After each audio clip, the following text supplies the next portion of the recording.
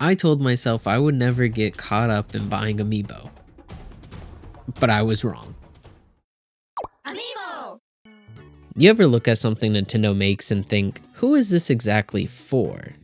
Because for me, that thought hits hardest when I stare at Amiibo.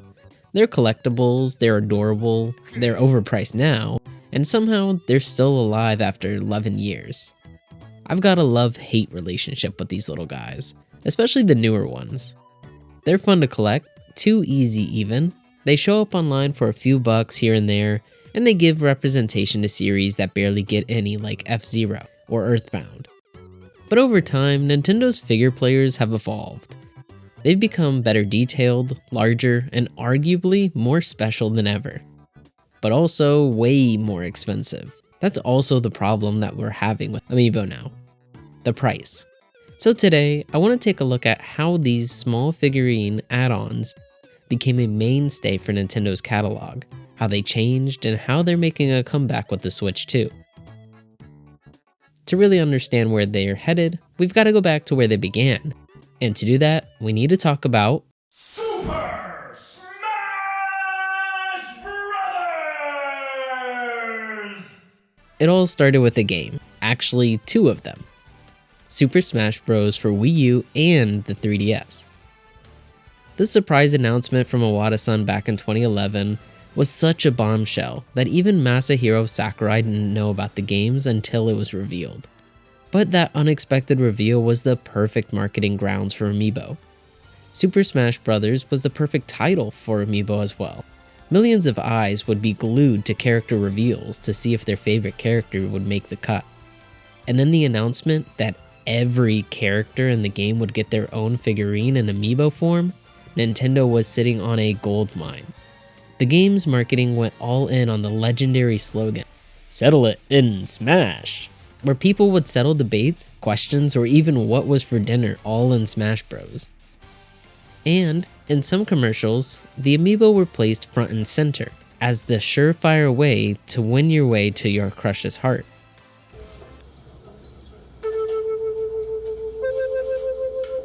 Mario and Peach together. Me and Gina together. I'm in. Yeah, I'm really not sure who went out for Amiibo because of these commercials. But when Amiibo launched, it was chaos, shortages, scalpers, you name it. I was there at the start too. I was equally excited and furious, waiting for my next figure. And finally, timing really couldn't have been more perfect back then. The world was deep in the Toys to Life phase. Disney had Infinity, Activision had Skylanders, and Nintendo, they had decades of fan favorites. Amiibo started off simple, just little figures on round bases, standing proud in their most default poses imaginable. Nothing really flashy, nothing crazy, just Mario standing with a fireball, Link holding a sword, and Kirby sitting. But hey, for what they were, they looked really good. Most of the paint jobs early on were surprisingly solid, especially for something that doubled as a toy-to-life collectible.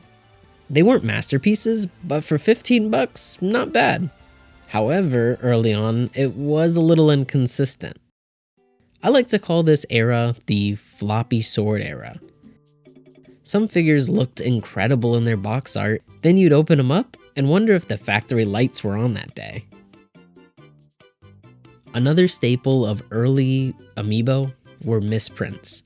They became collector gold. There was the Dual Blaster Samus, Legless Peach, Double Sword Marth. These accidental oddities sold for hundreds, even thousands. It really was the Wild West of Amiibo collecting. Chaotic, dumb, and kind of magical. After Smash's success, Amiibo went everywhere. Diablo got an Amiibo. Dark Souls got an Amiibo. Everybody, look under your chairs, you get an Amiibo. They even made their own Amiibo requirement game.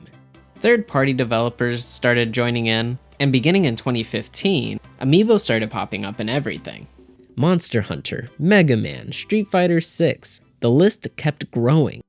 Nintendo also, of course, milked their franchises, giving Zelda and Mario entire anniversary sets, Kirby and Metroid got their own waves, and even Box Boy, a small little eShop title published by Nintendo, got an insanely limited Japanese exclusive amiibo that's now one of the rarest of all time. Amiibo even got sold on a cereal box.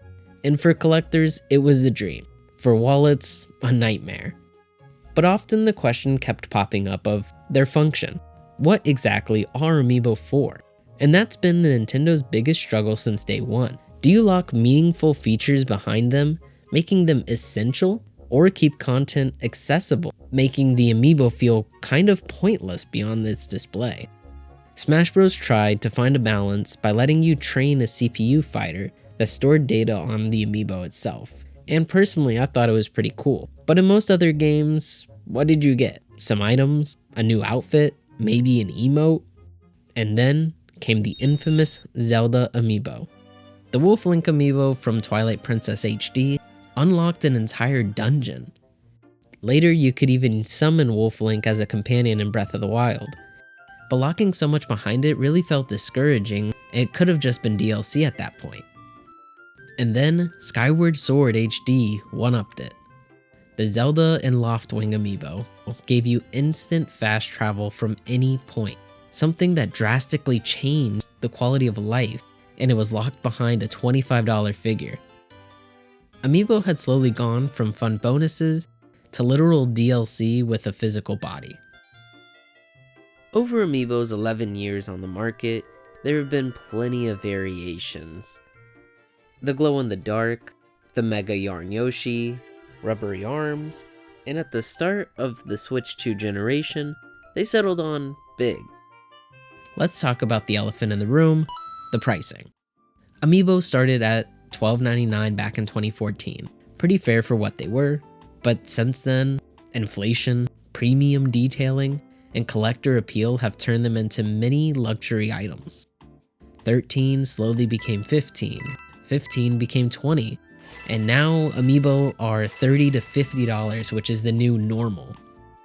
It really doesn't feel like it makes sense. Back in the day, there used to be double packs for Amiibos that were $20 and even $35 for two. And even triple packs. Those are collector myths at this point. There's no way Nintendo's going to try to sell somebody on a triple pack that's going to cost $150. Now newer figures like Galaxy Mario, Rosalina, Samus and Viola, and the Kirby Air Ride amiibo are all noticeably larger, nearly double the size of a regular amiibo. But does bigger really justify at least $40? Kind of. It's not the first time they've increased the size of an amiibo for a higher price. Back in 2018, they did it with the Detective Pikachu amiibo for $30. It was huge, but there wasn't really anything too special about it. It was just Pikachu standing there with a hat. But $40 and $50 for amiibo now, it's just so hard to justify. Again, don't get me wrong, they look really good, I really do like them.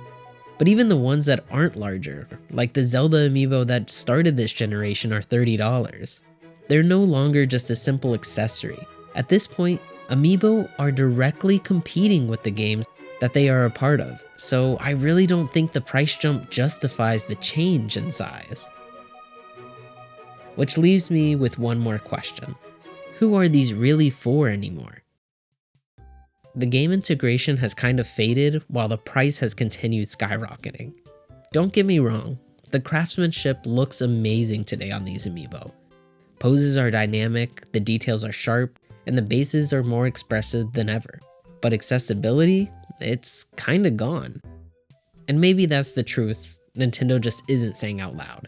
Amiibo aren't for the players anymore. They are for collectors, the diehards, the ones who line up, refresh their pre-orders, and sigh as they hit checkout for another $50 figure. They're no longer a purchase that's just made on a whim. They're something you really need to dedicate some actual thought to. Which goes right back to how these are directly competing instead of cooperating with the games that they're being sold for. We've seen how the shift in amiibo pricing changes their attachment rate. But I think Nintendo has a plan for the amiibo. And I think it all comes to do with their release dates. They seem so sporadic. Mario Galaxy in October, and then their Amiibo way out in April. But why? I think Nintendo decided these dates specifically to increase the likelihood of the items being purchased. Of course, they're a company, but let's take a look at an example here. The Mario Galaxy collection releases in October, and then the Amiibo won't be released until April 2026. Kirby Air Riders has 2 Amiibo at launch, and then 3 more later down the road. And then finally with Metroid Prime 4, there are 2 Amiibo that are launching a month before the game, with a 3rd releasing the same day. So why? What is going on with this gap? I think Nintendo's plan is to space these out specifically to target fans of each of these franchises. By spacing them out, the fan who is only interested in, let's say, Mario Galaxy can spend $70 in October. Then they can spend another $40 or $80 in April for some more Amiibo. Instead of trying to sell everything at once to a consumer, they do it little by little. Plus, it keeps the game or the Amiibo in the limelight a little longer, increasing the sales of the game or the Amiibo. But maybe I'm reading too much into this. All in all, Amiibo started as a clever experiment, an accessory that connected physical and digital worlds.